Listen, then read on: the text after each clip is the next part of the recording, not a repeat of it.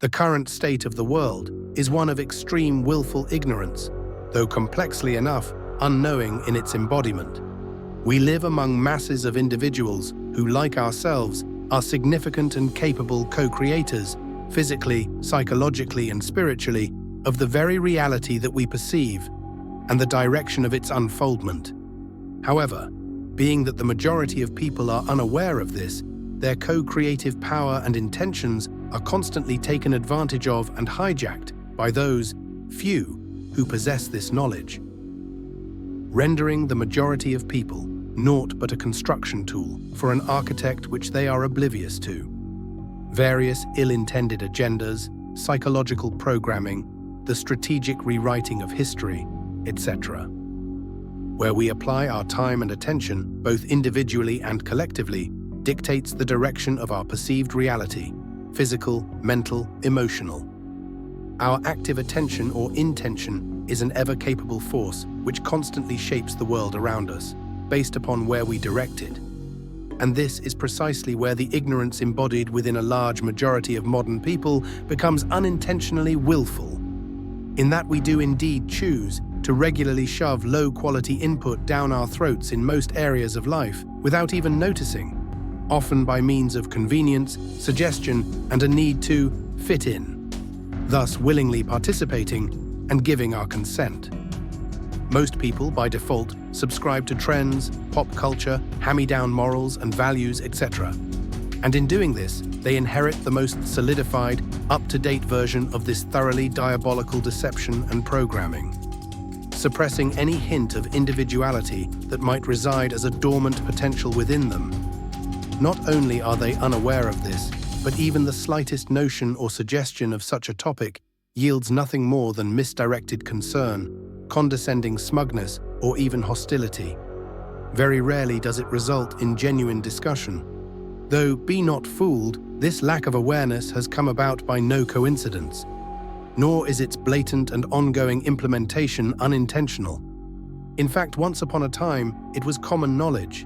That is until the harsh unfoldment of a long and in many ways ongoing string of mass murder, deception, the destruction of esoteric literatures and their enthusiasts, etc., which you can find more on in my other work. Indeed, it is a shame that this has brought us to a point where it is near impossible to efficiently navigate our lives without conforming to this system in one way or the other, even if it be for nothing more than securing sheer survival for us and our families, food, shelter, clothes. The awakening individual might come to ask themselves, how could it possibly have come to this?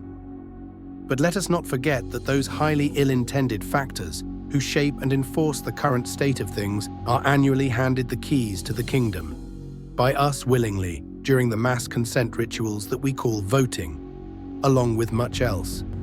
That which is relevant to our spiritual or higher nature, past and evolution, has been cruelly and abruptly, in the long term, removed from the average individual's direct awareness and perception, and then reintroduced to them via media, symbolism, psychological programming tactics, etc., aka the very sustenance of the modern mind's appetite. Only now, in today's world, they are told that such concepts and phenomena are to be seen as fiction, fantasy, delusion, hallucination, mental illness, something to grow up from, etc.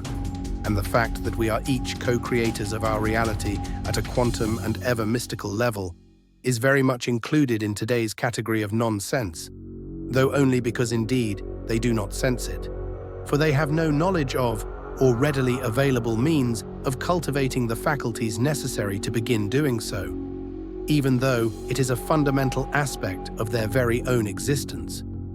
Merely the acknowledgement that this could possibly be true, no matter how uncomfortable or pride-diminishing it might be for an individual, does indeed hold incredible potential towards collective and personal awareness, which would in turn greatly enhance our ability to begin shaping an existence that is not so one-sided, to say the least.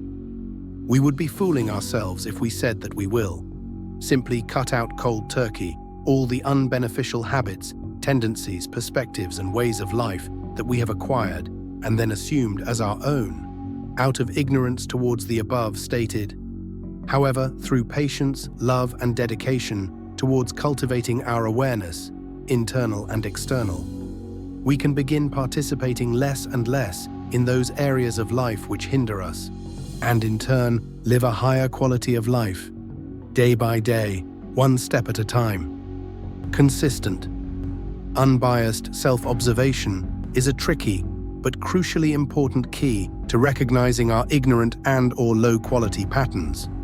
Consider all perspectives. View even yourself within any given circumstance as if from an outside view.